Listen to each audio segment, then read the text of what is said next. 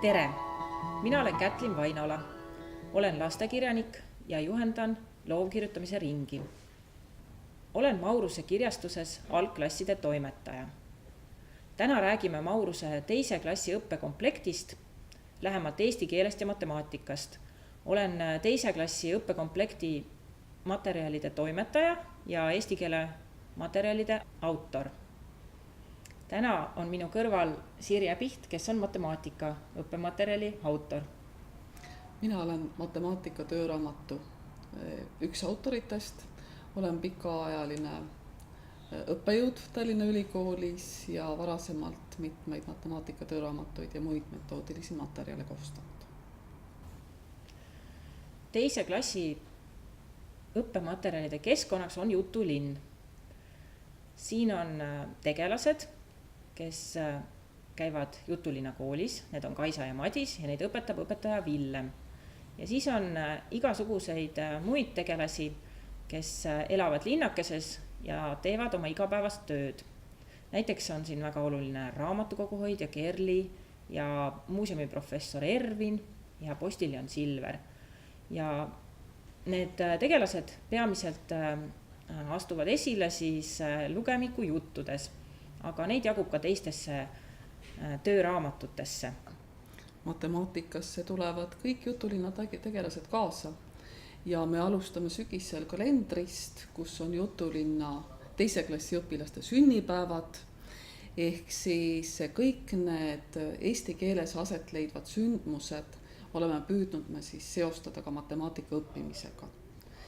Ja matemaatika tööraamatus ülesanded on oma ülesehituselt sellised, mis nõuavad lastelt rohkem lugemist, rohkem mõtlemist, nende mõtlemise arendamist ja sel põhjusel matemaatika tööraamatus klassikalisi tulp- ja tavalisi tekstiülesandeid on suhteliselt vähe.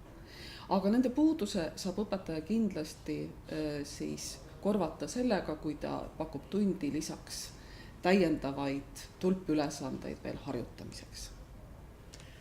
Ka eesti keeles oleme püüdnud luua ülesandeid, mis suunaksid lapsi iseseisvale mõtlemisele ja loovusele. Et õpikus on klassikaliselt loomulikult lugemispalad, näidendid, luuletused, aga igasse nädalasse pakume selliseid loovlehekülgi, mis õpetavad lapsi jutustama, esinema, kirjutama ja infot koguma.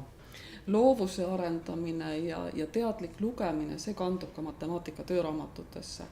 Sealt leiab samamoodi siis matemaatilisi jutukesi, mis eeldavad väga täpset teadlikku lugemist, faktide leidmist, nende faktide töötlemist lugemise järgselt ja kindlasti ka see loovuse poole, et kui õpilasele on antud mõnes ülesandes andmed, näiteks erinevate lindude kohta ja ta peab nende põhjal siis koostama ülesande.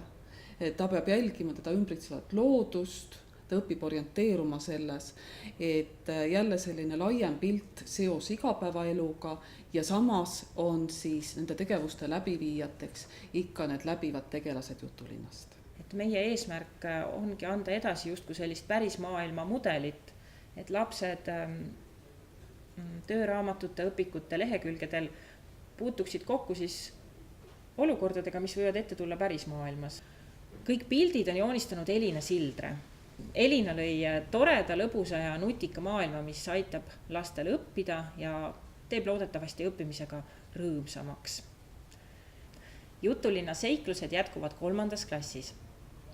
Mauruse kirjastusel on valmis eesti keele ja matemaatika õppematerjalide esimesed osad ja inimese õpetuse tööraamat, mis on koolides. Ülejäänud õppematerjalid on valmimas ja töö nendega käib.